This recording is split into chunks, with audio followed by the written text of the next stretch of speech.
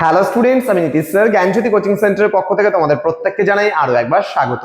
তো স্টুডেন্টস, আজকে আমি তোমাদের সঙ্গে আলোচনা করব এনইপি 4 ইয়ার আন্ডার গ্র্যাজুয়েট প্রোগ্রামের অধীনস্থ যে সমস্ত ছাত্রছাত্রীরা যারা নর্থ বেঙ্গল ইউনিভার্সিটি আন্ডার বিভিন্ন কলেজগুলোতে পড়াশোনা করছো, তোমরা 6 সেমিস্টারে তাদের জন্য আজকে মেজর পেপার 13 হিস্ট্রি থেকে ভীষণ গুরুত্বপূর্ণ একটা ক্লাস, ইউনিট নাম্বার 1 এর আজকে ক্লাস নাম্বার 7 চলছে। তো আজকের আলোচনার বিষয় ভারত ছাড়ো আন্দোলনের কারণগুলি সম্পর্কে আলোচনা করো, অর্থাৎ কুইট ইন্ডিয়া মুভমেন্টের যে তোমার হচ্ছে ব্যাকগ্রাউন্ড ছিল সেটা সম্পর্কে আমরা আলোচনা করব। আজকে কজেস গুলো কি ছিল সেটা সম্পর্কে আলোচনা হবে।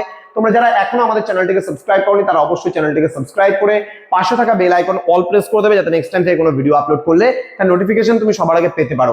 এছাড়া যারা ভাবছো যে অনলাইনে আমাদের ক্লাস জয়েন করবে তারা অবশ্যই যোগাযোগ করো আমাদের অফিসিয়াল নাম্বার 7076398606 নাম্বার অথবা 6295916282 নাম্বারে। তোমাদের টোটাল কোর্স ফি রয়েছে তোমাদের এই সাধ্যের মধ্যে জাস্ট ফর 1199 রুপিস এর বিনিময়ে তোমরা অল প্যাকেজিং নোটস আমাদের কাছ থেকে পেতে পারো।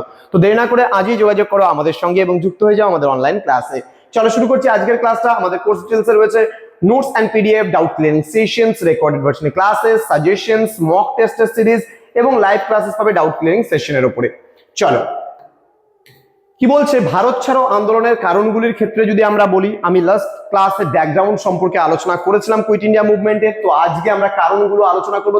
তার আগে একটু বলে রাখি, ক্রিপস মিশন ও আইন অমান্য আন্দোলনের ব্যর্থতার পরে কিন্তু গান্ধীজির নেতৃত্বে তীব্র একটা ব্রিটিশ বিরোধী আন্দোলন শুরু হয়েছিল, যা ভারত ছাড়ো আন্দোলনের মাধ্যমে কিন্তু প্রকাশ পেয়েছিল। তাহলে যখন ক্রিপস মিশন, আইন অমান্য আন্দোলন এগুলো ব্যর্থ হলো, ব্যর্থ হওয়ার পরেই কিন্তু ভারতবাসীদের মধ্যে একটা স্বাধীনতার একটা আকাঙ্ক্ষা আবার প্রস্ফুটিত হয়ে উঠেছিল এবং অসহযোগ আন্দোলনের কথা আমরা বলতে পারি। সেটার ব্যর্থতার কারণেও কিন্তু একটা নতুন ভাবে জাগ্রত হয়ে কিন্তু এক নতুন আন্দোলন ভারতের দিকে কি বলবো ভারতবাসীরা করেছিল গান্ধীজির নেতৃত্বে। তার নাম ছিল কুইট ইন্ডিয়া মুভমেন্ট বা ভারত ছাড়ো আন্দোলন। তো কি বলছে, অন্যদিকে যুদ্ধকালীন পরিস্থিতিতে ভারতের ওপর জাপানের আক্রমণ ব্রিটিশ সরকারকে কিন্তু ভীত সন্ত্রস্ত করে তুলেছিল, যে কোনো মুভমেন্টে কিন্তু জাপান আক্রমণ করতে পারে। সেই কারণে কিন্তু ব্রিটিশ সরকারও কিন্তু একটা ভীত সন্ত্রস্ত হয়েছিল।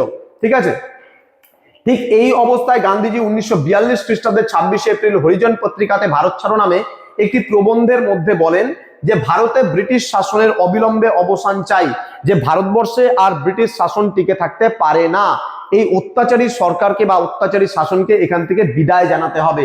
তো বলছে চাই বিশ্বের নিরাপত্তার জন্য নাৎসিবাদ, ফ্যাসিবাদ এবং সাম্রাজ্যবাদের অবসান।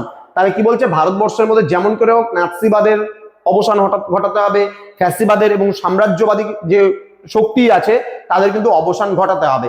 এরপর মহারাষ্ট্রের ওয়ার্ধা অধিবেশনে কিন্তু কংগ্রেস ওয়ার্কিং কমিটি গান্ধীজির ভারত ছাড়ো আন্দোলনের প্রস্তাবে অনুমোদন করে এবং 1942 খ্রিস্টাব্দের কিন্তু 9ই আগস্ট কিন্তু গান্ধীজির নেতৃত্বে ঐতিহাসিক ভারত ছাড়ো আন্দোলন কিন্তু শুরু হয়েছিল এবং এই আন্দোলনের বেশ কিছু কারণ ছিল।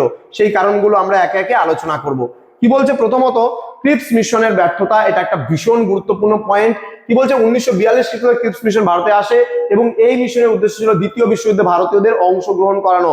তাহলে ক্রিপস কি করেছিল, কিছু বস্তা পচা আইন নিয়ে এসেছিল এবং সেই আইনের মাধ্যমে তারা কি বলেছিল যে ভারতীয়দেরকে যেমন করে হোক আজকে এই দ্বিতীয় বিশ্বযুদ্ধে অংশগ্রহণ করাতে হবে, যুক্ত করাতে হবে। তবে মিশনটি ভারতীয়দের দাবি পূরণে কিন্তু কোনো ভূমিকাই রাখেনি, ফলে ক্রিপস মিশন ব্যর্থ হয়েছিল এবং ভারতীয়রা কিন্তু ক্ষিপ্ত হয়ে ভারত ছাড়ো আন্দোলনে কিন্তু অংশগ্রহণ করেছিল। নেক্সট বলছে রাজনৈতিক চাঞ্চল্য। 1939 খ্রিস্টাব্দে দ্বিতীয় বিশ্বযুদ্ধ শুরু হয়। ইংরেজ সরকার ভারতীয় নেতাদের সঙ্গে কোনো প্রকার আলোচনা না করেই ভারতকে কিন্তু যুদ্ধে অংশগ্রহণকারী দেশ হিসেবে ঘোষণা করে ফেলে। তাহলে ভারত কিন্তু কখনোই চায়নি, সে সময় জওয়াহরলাল নেহরু, সর্দার বল্লভভাই প্যাটেল, মহাত্মা গান্ধী সহ কংগ্রেসের যে সমস্ত লিডাররা ছিল তারা কিন্তু তারা কিন্তু কখনোই কিন্তু এই যে ইংল্যান্ড, ফ্রান্স, রাশিয়ার সঙ্গে, মার্কিন যুক্তরাষ্ট্রের সঙ্গে তারা কখনোই একত্রিতভাবে যুদ্ধে সামিল হতে চায়নি। তাহলে ভারতকে পরোক্ষভাবে কিন্তু সেখানে সামিল করানো হয়েছিল। তারা ঘোষণা করে দিয়েছিল যে ভারত কিন্তু এই পক্ষে আছে এবং ভারতীয় সেনাবাহিনী কিন্তু ইংল্যান্ডের সঙ্গে থাকছে এবং তারাও কিন্তু যুদ্ধে সামিল হচ্ছে। তাহলে পরোক্ষভাবে তাদেরকে অংশগ্রহণ করানো হয়েছিল। ফলে ভারতীয় রাজনীতি কিন্তু একটা চাঞ্চল্য ছড়ায় এবং ভারতীয়রা কিন্তু ধীরে ধীরে ব্রিটিশ বিরোধী হয়ে উঠেছিল এবং ভারত ছাড়ো আন্দোলনে কিন্তু তারা সামিল হয়েছিল। নেক্সট পয়েন্ট, জাপানি আক্রমণের আশঙ্কা। জাপানি আক্রমণের আশঙ্কা বলছে দ্বিতীয় বিশ্বযুদ্ধে জাপান দক্ষিণ পূর্ব এশিয়ার বিভিন্ন অঞ্চল দখল করার পর ভারতের দিকে অগ্রসর হতে শুরু করেছিল। ফলে ভারতে জাপানি আক্রমণের আশঙ্কা দেখা দেওয়ায় ভারতীয়রা এর প্রতিকার স্বরূপ ইংরেজদের বিতাড়িত করার সিদ্ধান্ত নেন, যে যেমন করে হোক এখান থেকে ইংরেজদেরকে ভাগাতে হবে। ঠিক আছে। নেক্সট বলছে সরকারি দমন নীতির কথা আমরা বলতে পারি। আইন অমান্য আন্দোলনের পরবর্তীকালে ভারতীয়রা নিজেদের দাবি পূরণ করতে এবং ইংরেজদের শোষণ ও অত্যাচারের বিরুদ্ধে প্রতিবাদ জানালে কিন্তু সরকার দমন নীতি প্রয়োগ করে বিদ্রোহ কিন্তু দমন করার একটা চেষ্টা করেছিল এই সময়। ঠিক আছে, সরকারের দমন নীতি এটাকে বলা হয়েছে। অর্থাৎ এখানে তোমরা একটা ছবির মাধ্যমে দেখতে পাচ্ছ যে কি করে ডমিনেট করা হচ্ছে ভারতীয় ইন্ডিয়ান পিপলদের। ওকে, সরি। হ্যাঁ, নেক্সট পয়েন্ট যেটা আছে আর্থিক শোষণ।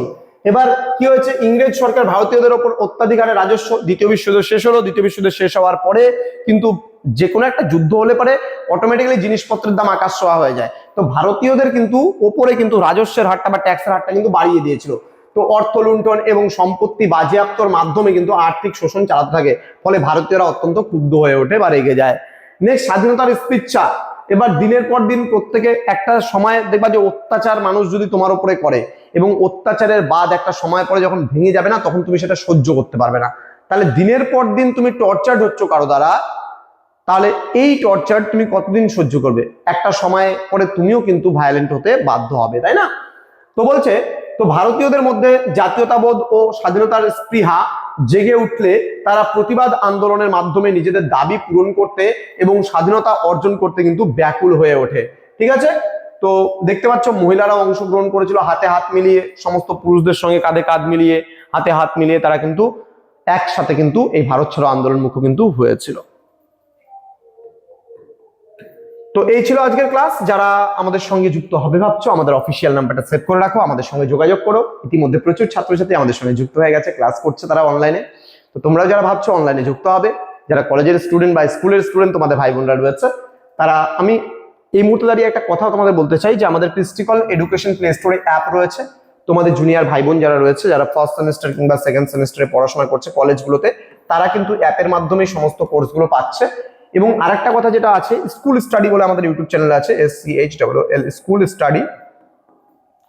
এখানে আমাদের নবম শ্রেণীতে ক্লাস 9 থেকে শুরু করে 12 পর্যন্ত তোমাদের জুনিয়র ভাই বোনরা যদি কেউ থাকে, তাহলে তাদেরকেও রেফার করতে পারো আমাদের এই ক্রিস্টিকল এডুকেশন অ্যাপ, কিংবা আমাদের সরাসরি মানে আমাদের সঙ্গে যুক্ত হয়েও কিন্তু আমাদের কোর্সটা পারচেজ করতে পারে। তো স্টুডেন্ট, দেখা হবে তোমাদের সঙ্গে খুব তাড়াতাড়ি আরো একটা নতুন ক্লাস নিয়ে, নতুন কোনো টপিকের সঙ্গে। তোমরা প্রত্যেকে ভালো থেকো, সুস্থ থেকো। Thank you so much, thanks for watching after all, thank you.